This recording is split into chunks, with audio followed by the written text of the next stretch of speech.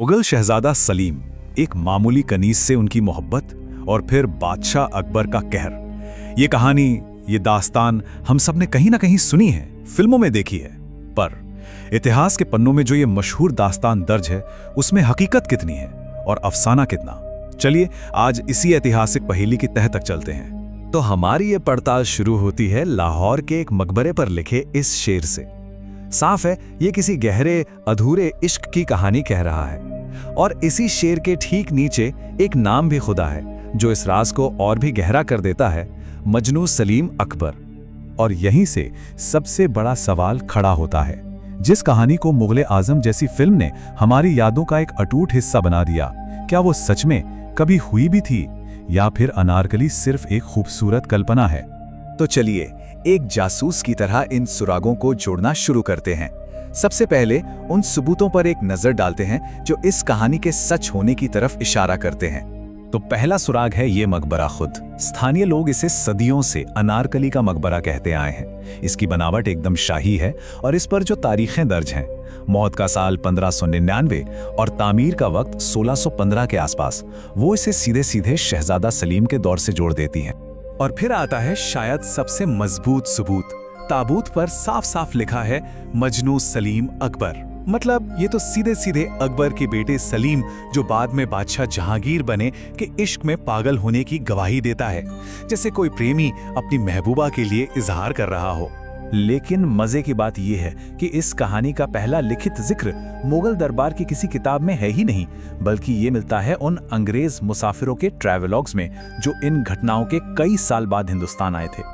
William Finch की लिखी बात ही दरअसल उस कहानी का बेसिस है जिसे हम आज जानते हैं। लेकिन उसने एक बहुत ही चौंकाने वाला दावा किया कि अनारकली सलीम की सौतेली मां थी और इसी नाजायज रिश्ते की सजा के तौर पर अकबर ने उसे जिंदा दफन करवा दिया। तो अब कहानी का दूसरा पहलू देखते हैं, वो सबसे बड़ा सबूत जो अनारकली के वजूद के खिलाफ जाता है, और वो है मुगलों के अपने सरकारी दस्तावेजों की खामोशी। ये सवाल बहुत जरूरी है। देखिए, मुगल अपने दौर की हर छोटी बड़ी घटना को बाकायदा लिखवाते थे, तो फिर इतनी बड़ी प्रेम कहानी और इतनी क्रूर सजा का जिक्र कहीं भी क्यों नहीं है?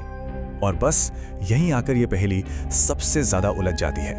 एक तरफ है बाहरी मुसाफिरों की ये सनसनीखेज कहानियां, और दूसरी तरफ है मुगलों के सबसे डिटेल्ड दस्तावेजों में एक गहरी मुकम्मल खामोशी। ये खामोशी उस शख्स की तरफ से और भी चुभती है जिसे अनारकली का आशिक कहा जाता है।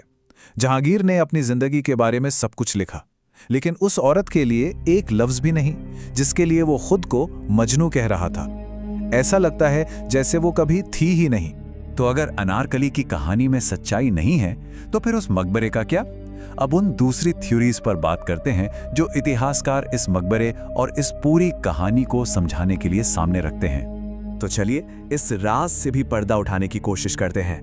अगर मकबरा अनारकली का नहीं, तो फिर आखिर किसका है?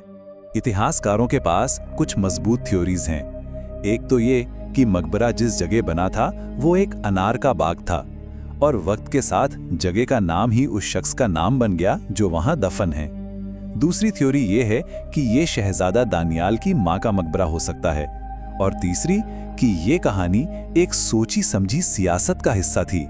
लेकिन शहजादा दानियाल की मां वाली थ्योरी में एक बड़ी मुश्किल है। जैसा कि साफ दिख रहा है, मकबरे पर मौत का साल 1599 लिखा है, जबकि तारीखी रिकॉर्ड्स के मुताबिक दानियाल की मां का इंतकाल 1596 में हुआ था। ये तारीखें ये मेल नहीं खाती, और एक बहुत ही दिलचस्प और मजबूत दलील है। जरा सोचिए, मुगलों को एक ऐसे जालिम खानदान की तरह पेश करना जो अपने ही बच्चों को जिंदा चुनवा देते थे, ये अंग्रेजों के लिए अपने राज को ज्यादा बेहतर और रहमदिल दिखाने का एक बेहतरीन सियासी हथियार था। तो अब जरा देखते हैं कि लाहौर की ये एक मामूली सी लोक कथा 20वीं सदी में आकर एक अमर कहानी कैसे बन गई। देखिए, इस कहानी को आज जिस शक्ल में जानते हैं ना, उसकी बुनियाद 1922 में इम्तियाज अली ताज के लिखे एक नाटक ने रखी। उन्होंने सुनी सुनाई बातों को जोड़कर एक ऐसी ड्रामाई शक्ल दी जो जबरदस्त हिट हुआ। इसके बाद तो कई फिल्में बनी, लेकिन 1960 की मुगले आजम ने इसे इतिहास से निकालकर हमेशा के लिए किंवदंती बना दिया। तो आखिर में हम इस सवाल पर आते हैं कि इतिहास की सच्चाई और एक कहानी की ताकत में आखिर क्या फर्क है? 65 सालों से भी ज्यादा वक्त से करोड़ों लोगों के लिए अनारकली की कहानी का मतलब इतिहास की किताबें नहीं, बल्कि फिल्म मुगले आजम रही है। यही तो सिनेमा की ताकत है, जो हमारी यादों को शक्ल देती है। और शायद यही इस पूरी बहस का निचोड़ है। हो सकता है कि अनारकली नाम की कोई औरत इतिहास में कभी थी ही नहीं, लेकिन एक ख्याल के तौर पर, एक प्रतीक के तौर पर वो हमारी तहजीब में हमेशा हमेशा जिंदा रहेगी। और इसी सवाल के साथ आज की ये बात खत्म करते हैं। हकीकत, अफसाने और हमारी यादों के बीच का ये रिश्ता हमेशा ही दिलचस्प रहेगा। हमारे साथ जुड़ने के लिए बहुत बहुत शुक्रिया।